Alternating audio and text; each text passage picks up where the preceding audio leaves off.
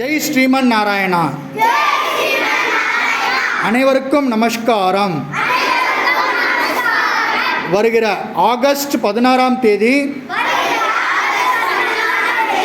அதாவது 16/8/2025 பகவான் ஸ்ரீ கிருஷ்ணரின் அவதார திருநாளான ஸ்ரீ கிருஷ்ண ஜென்மாஷ்டமி. இந்த விழாவை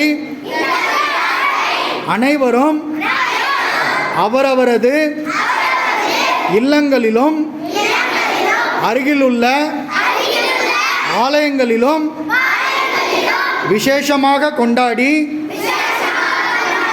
பகவத்கீதை ஸ்லோகங்களை பாராயணம் செய்து பகவான் ஸ்ரீ கிருஷ்ணரின் திருவருளுக்கு பாத்திரமாக வேண்டும்